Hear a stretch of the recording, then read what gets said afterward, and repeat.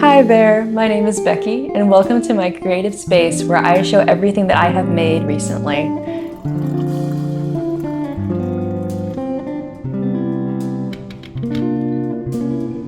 This is primarily a knitting podcast, however, I do plan on sharing things that I make throughout the year, such as spinning, any sourdough loaves, cross stitch, or anything that I tend to get my hands on. Without further ado, here are my finished objects of 2026 so far. Up first is my Rosie Sweater by Knit. I knit this sweater in the size medium large, and I held the Cascades silk in the color almond, I believe, or almond frost. I think that's the colorway. I held it double with a Surrey alpaca silk lace weight yarn. It was hand dyed by Refracted Lights.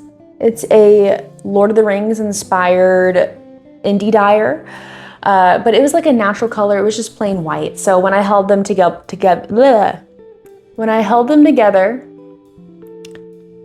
when I held the Cascade silk and the Surrey alpaca together, it created a DK weight, and this beautiful off-white beigey color was produced, and I absolutely adore it.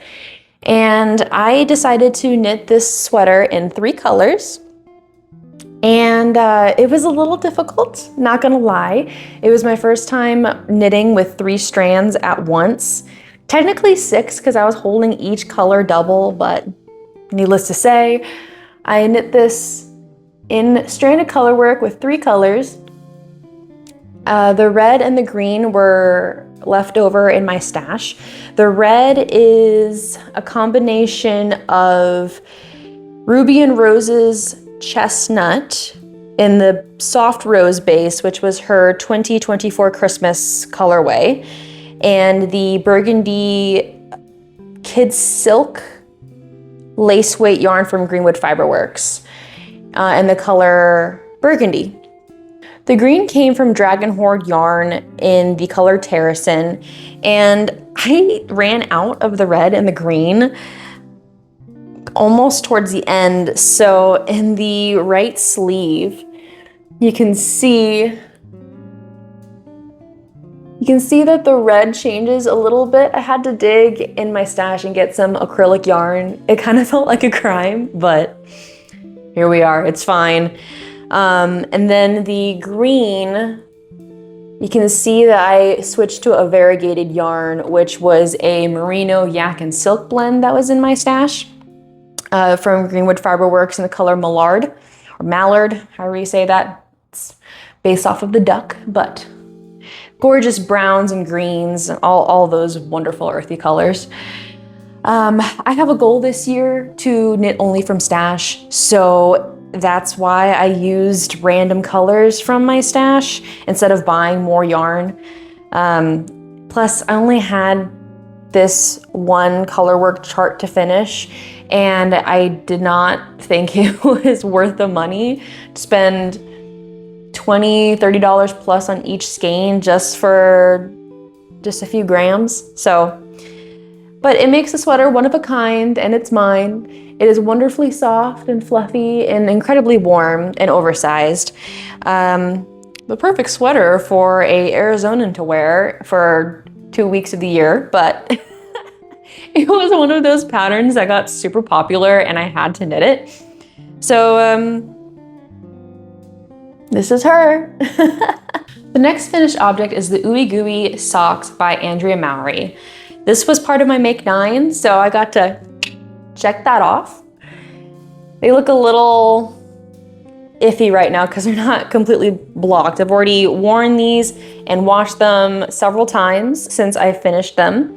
And I knit these in the Cascades Heritage in black, of course, and in the Queensland Perth yarn in the colorway Tasmanian Bay. I decided to do the toe up with the Fleegle heel. This is my first time knitting a Fleegle heel, and I absolutely love it. I prefer doing toe up in general because I enjoy doing the Tunisian / Judy's Magic cast on with the DPNs. I don't really like doing Kitchener stitch, so that's another reason why I like doing toe up. But the Queensland Perth yarn is kind of like a spin cycle dupe. It's not sport weight like spin cycle, but it's fingering weight. And this specific colorway is just fantastic because it has green and purple, which are my two favorite colors.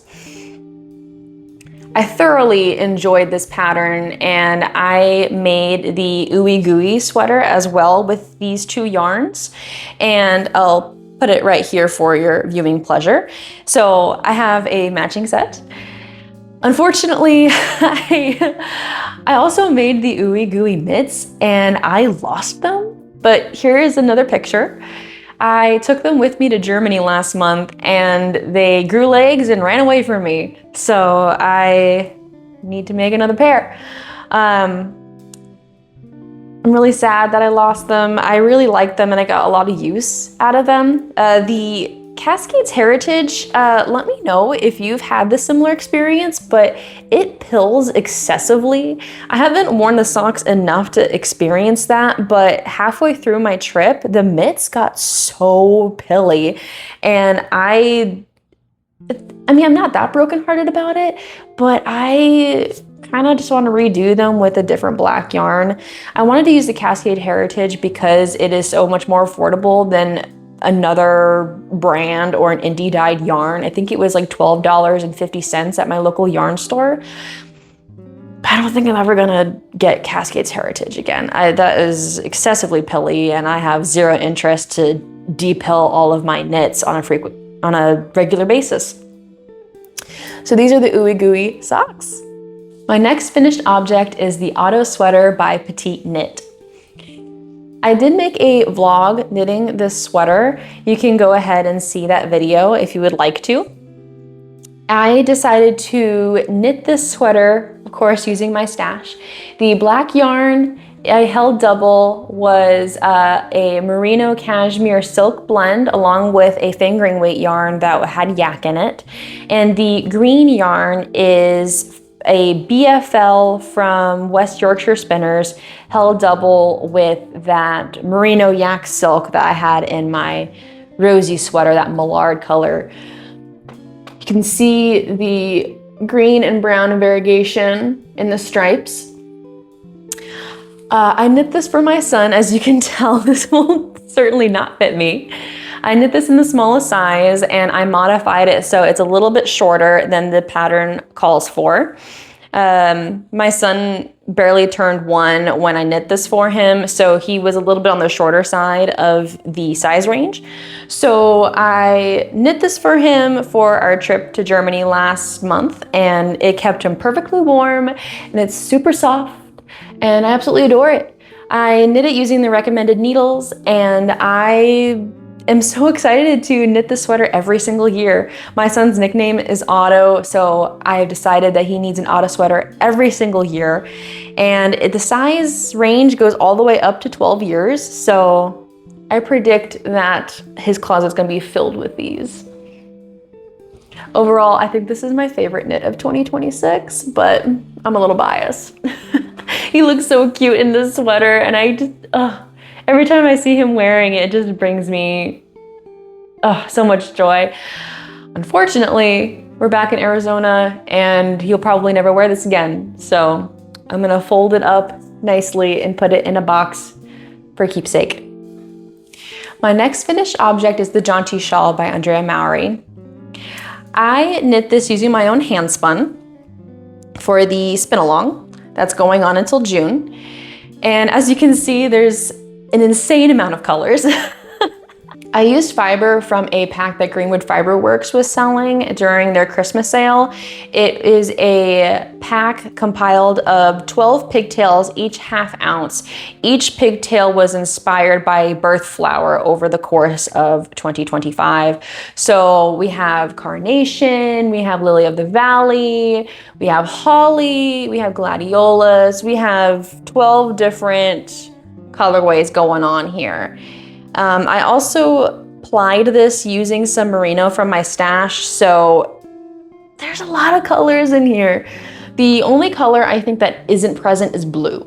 So we have some greens and yellows, of course pinks and purples, lots of red, and it is absolutely fantastic.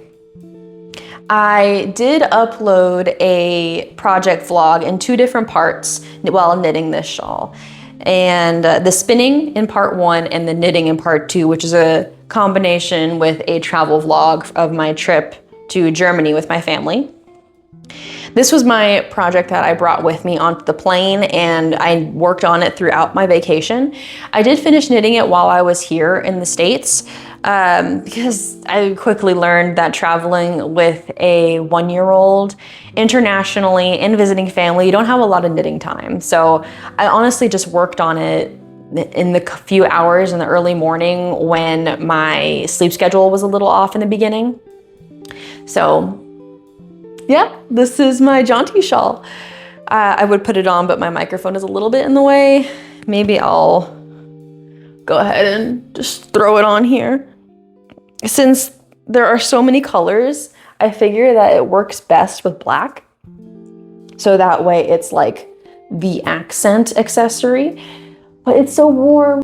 It's mostly compiled of Polworth and merino, and there's like a touch of alpaca in there, but it's so soft and squishy, and I love it.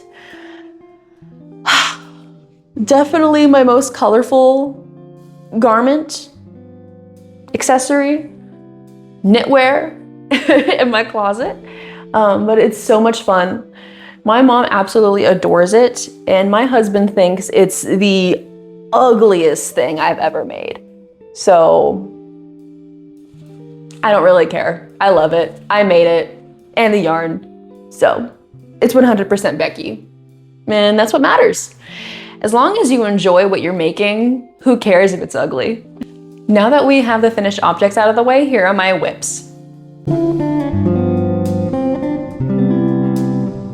Last week I decided to purchase the Chiagu shorties, mostly because I wanted to try knitting socks on 9-inch circulars. I am usually a DPN girly, but I tend to knit socks in the car while we're driving, and since I'm usually the passenger princess, I'm working on DPNs in the car. And my husband is scared to death of being in a car accident and me dying via knitting needle through the jugular. So I decided to get 9-inch circulars to see if that will calm his anxiety.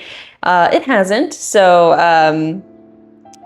I sit in the back seat because there's no airbag that's gonna make me stab myself with my knitting needles. But I, so far, really like the experience. And I decided to cast on some socks using this yarn that I got when I was visiting my brother and sister-in-law in Virginia last year. I got this at the Needle in the Haymarket yarn store, I believe. I don't remember what city it was in, but it was in Virginia. Needle in the Haymarket is what it's called. And this is I have the label somewhere. Where'd it go? Ah, here it is. Anyways, this is the West Yorkshire Spinner Signature Sparkle 4-ply in mulled wine. It has the most beautiful shades of red and gold and purple, and it has gold stellina all the way through. I am knitting this on a size US 1 2.25 millimeter needle. I have the 2-inch needle in my left hand and the 3-inch needle with my right hand. I knit continental, so most of my movement is in my right hand. And I really like it. I really like the, oh, of course, I love the sock so far. I mean, look at this. Utterly stunning. The sparkle is spectacular, and I love how the colors are all the way through, like not one stitch is exactly the same. And I love how the stripes are not like consistently like spaced out. I love how it's just kind of, it's variegated. I love it. It's beautiful. It almost has like a tonal effect because all of the colors are somewhat in the same color family. Ugh. And knitting on 9-inch circulars it was a little difficult at first. Like I had to readjust how I hold the needles and how I position my hands. It was a little difficult at first when I cast it on, so I wasn't too sure if I was gonna stick with this method. But after finishing the ribbing and getting straight into the stockinette, I decided that it was not too bad. The cramping subsided and it became a little bit more comfortable to knit. I usually knit toe-up socks, but I decided to do the cuff down just because I wanted to get straight into these circulars and not even bother with DPNs. So yeah, these are my socks, and I'm really excited to wear them whenever they get finished. My next whip is the Ophelia blouse, and I am knitting this with Lana Grossa Seta Pura. It's a barrette silk yarn in the color black because I love black. I decided to knit in the Seta Pura because I wanted to try out that yarn, but mostly because the knitting for all of pure silk is not my favorite. I find it to be very splitty, so I wanted to experiment with the Seta Pura to see if I had a similar experience. And let me tell you, it is so much better than the knitting for all of pure silk. If you dislike knitting with the pure silk because of the splitting factor, the Lana Grossa Seta Pura is the one to try out because it does not split nearly as much. All the plies are kind of not felted because the barrette silk doesn't really felt, but they stick together. So the plies don't split apart nearly as easily on the needles. I'm so close to finishing this. I only have the picot edging on the hem to finish, but I got everything else done. I am knitting this in the size 3, but I'm modifying the sleeves to a size 4 because I have larger upper arms like most women. And I added some bust shaping because I'm a breastfeeding mom, so my chest is significantly larger than it usually is. But here she is. It's a little difficult to see just because it's black, but the lace, it's probably easier right there. The lace is so cool, and this is my first time crocheting significantly on a knitted garment, and I gotta say I'm a little obsessed with the picot edging. I am not the most comfortable with crochet. I'm not very experienced, but after this project, I'm a little bit more comfortable with the crochet hook. I can't wait to throw this on my body. I am really hoping to finish this tonight so I can wear it to liturgy tomorrow. I'm still trying to figure out if I'm gonna wet block it or steam block it. I know that steam blocking silk is not the best idea, but since this is pure, barrette silk, I'm not sure if it's going to react the same as a typical silk. But yeah, that's my Ophelia blouse. Next whip is a spinning whip. I am knitting a sock yarn for my mom. She does not spin, but she is obsessed with knitting socks. One time I called her a one-trick pony because all she knits are vanilla socks, and she took that to heart a little too much, and she has been knitting all sorts of different things over the past year. But she is getting more into socks again, and Greenwood Fiberworks is doing a different theme this year. She's dyeing a shades of, insert color here, every month. So January was shades of denim, and my mom did not like the fingering weight yarn that was dyed in that colorway, but the fiber is stunning. The fiber has, here, let me just get a braid. So I already split up the fiber into each of its plies. I'm doing a fractal spin of 3 plies, and the fiber, it has these beautiful pastel baby blue and navy in these gorgeous sections. And the fingering weight yarn is not dyed like that. It's kind of more muddy, so the darks are not as dark as this and the lights are not nearly as light. So it's more of a tonal yarn instead of something that's a little bit more variegated like this. So I told my mom in the past, feel free to buy me fiber to spin up. I'll do it for free as long as you provide the fiber. And this is what she decided to get. I have finished the first ply already, and you can see those colors are just stunning. Absolutely stunning. This is a superwash merino nylon blend. It's a sock blend. And it's so lovely. I'm spinning this as thin as I possibly can because I want it to be a true fingering weight. My mom has arthritis in her hands, so knitting with thicker yarn really hurts her. So I'm trying to get this as true to a fingering weight as I possibly can. And I'm not sure when I'm gonna get this done. I'm hoping by the end of April, because she also got a braid of fiber in the shades of Emerald, which was the March colorway, with some gold stellina in it. And she really wanted the sparkle yarn in that colorway, but for some reason, Carol didn't dye any sparkle yarn in the shades of Emerald. So what did my mom do? She bought fiber without telling me and dropped it off my doorstep and said, hey, spin this for me too. I'm like, you know, there's no nylon in this. I mean, I know you don't need nylon in any sort of yarn to knit socks, but my mom is convinced that nylon is necessary. But she loves the sparkle so much that she doesn't really care.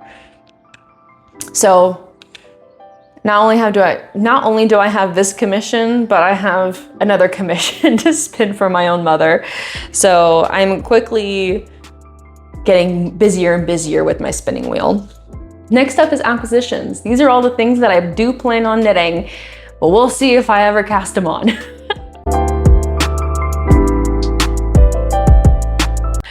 Along with the sock yarn that my mom has commissioned me, she has commissioned me to knit the Jaunty sweater that is provided by Expression Fiberworks. My mom is such a yarn hoarder. She goes to a bunch of knitting fairs and she shops online constantly and buys all of the pretty yarn. I am a little bit different. I like buying yarn for a specific project and sticking to that. I rarely buy yarn just because it's pretty. My mother though, completely different story. Last year when we were at the Flagstaff Wool Festival, she had this sweater in mind and bought yarn for it, but I told her multiple times, your hands cannot handle that much weight. So what makes you think that you can knit a sweater? She's like, oh no, if I buy fingering weight yarn and knit it that way, then my hands should be fine. Well, I knew at some point she would drop off this yarn with the pattern and tell me to knit it. And that time came a few weeks ago when she visited me.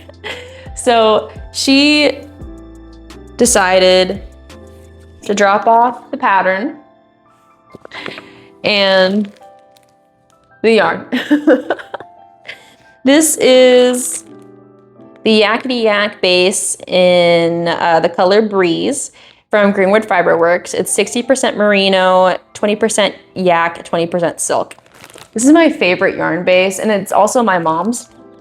I have several sweaters in this yarn, and it is luxurious. And it's expensive because it's indie dyed, but I don't care. It's gorgeous. This is my splurging yarn. So the fact that my mom gave me this yarn to knit a sweater with just means that I get to keep the leftovers. So I'm fine with that. So yes, the Jaunty sweater I will be casting on probably in the next couple weeks. My next acquisition is the leaf shawl. I don't remember exactly if that's the pattern, what it's called. But I do have fibers set aside for that pattern, and I really would like to spin it in the next couple weeks and cast it on before the midway point of this year. So hopefully I get to it. I jumped on this pattern as soon as it was available. It's one of those patterns on Ravelry where the designer decides to remove the accessibility and then add it back. As of today, which is March 28th, 2026, it's still available on Ravelry, but that could change any day. I found this pattern like 2 years ago and it wasn't available, and then I was just scrolling through my favorites a few months ago and saw it was available and snatched it up as fast as I could. So I hope to cast that on soon. If you made it this far in my video, I really appreciate your time in watching this video. I am still getting used to this and learning how to record. I'm not very eloquent, so I apologize for all of my stumbling. I'm hoping that my edits make it a little more enjoyable to listen to and not sound like a fumbling idiot. But if you enjoyed watching this video, I would appreciate a like, comment if you were working on anything while listening to this video.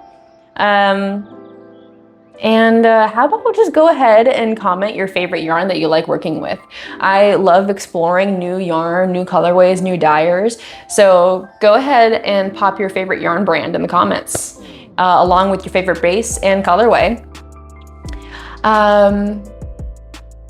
Yeah, if you want to stay tuned and follow my creating journey throughout the year, click that subscribe button and all the cheesy shit that knitters say at the end of their videos.